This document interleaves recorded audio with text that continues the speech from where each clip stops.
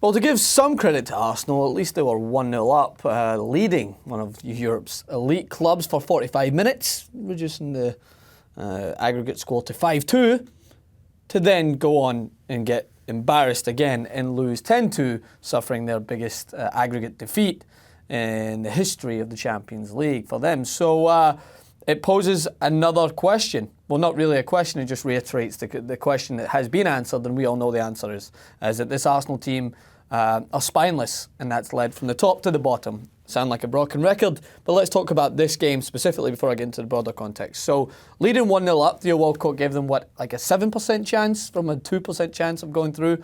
And then in the second half, Koscielny gets sent off. Controversial as it seems, by the rule book, it was the right decision. Now, that does not excuse that it seems harsh, because the referee did brandish a yellow card to start with before the fifth official documented that by the rules, despite it having been changed from a red card being when a defender or someone stops a clear goal-scoring chance, that was reduced to a yellow card this year. That is if the tackle was not an upper body attempt. So by the rule book, as Howard Webb, one of the former referees, stated, it was technically the right call. I still thought it was harsh. I think you could have got away with the yellow card. But nonetheless, what this then gave everyone a harsh reminder is that how spineless, how lacking this team is with leaders, because Koscielny went off injured in the first leg and they again were embarrassed. Now he got sent off and they were embarrassed. And some fans out there, Arsenal fans, are making excuses that if Koscielny was on the park, it would have been a different story. That is absolutely fucking atrocious, ridiculous, any other word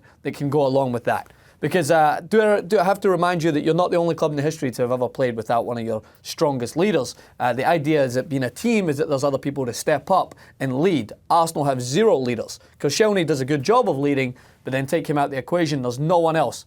Xhaka, don't make me laugh. He'd rather kick people than do anything. Who else in that squad is stepping up? Do I need to remind you that back in the late 90s, Manchester United won a Champions League final without their captain and leader even playing in the game?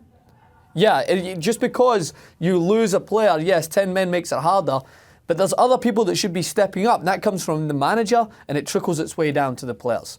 But Arsenal do not have leaders.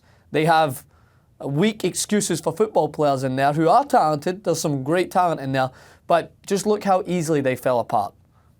Teams have went down to 10 men before. It's not the first time it's ever happened. It's an uphill task, but if you're vowing to try and save some sort of respect, you don't just abandon all the fundamentals, if there's any fundamentals there that your manager has told you, but how easy Bayern Munich waltzed through that team, how little Arsenal were able to try and at least mount some sort of effort, just encompasses the whole problem of this team. Trying to play out from the back. Did you not learn your lesson in the first leg?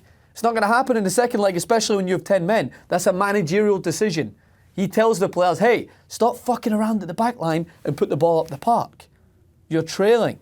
You need to try and salvage some form of decency in this game, but no. So therefore, they're now out of the Champions League. Embarrassed, by the way, on their way out. Now out of the Premier League title race, out of the top four, and what's left is an FA Cup chance to try and salvage some silverware this season. Nowhere near enough to at least allow for Arsene Wenger, I think, to continue on as manager. But it shouldn't be that Arsene Wenger is forced to leave. He should be looking at this now and understanding that, yes, you're the greatest manager to have ever coached Arsenal. That is not even in doubt at all. That's just a clear fact. So go out with respect, with dignity. Allow the club now to move to a different place, because there's no structure there, there's no leadership. They don't know what it takes to compete with the teams that are the cream of the crop in Europe. That's been proven over the last 4 or 5 years, especially in the Champions League. The last 10 years has been a steady decline for Arsenal, and it's encompassed by this. And I can't stress enough that don't be making excuses, man. Like, I don't care if they're down to 10 men, whatever. You still should be able to showcase togetherness as a team, leadership, and there's no real leaders on that squad. And I think that you're going to have to say bye to some of your key players unless something changes. Alexis Sanchez will walk, no doubt, unless there's a change in there and some sign that Arsenal are addressing the problems as a squad. And it kind of showcases the gap, the humongous gap between a team like Arsenal and a team like Bayern Munich. So it was never going to be an optimistic recap of the game. It's just allowing me the chance to reiterate the point that most people feel should be reiterated. And there was fans protesting before the game saying that Arsene Wenger has to head for the exit.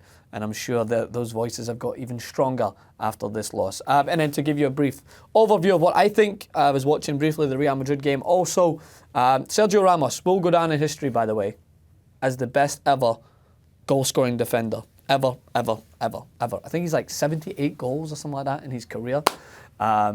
Remarkable, man.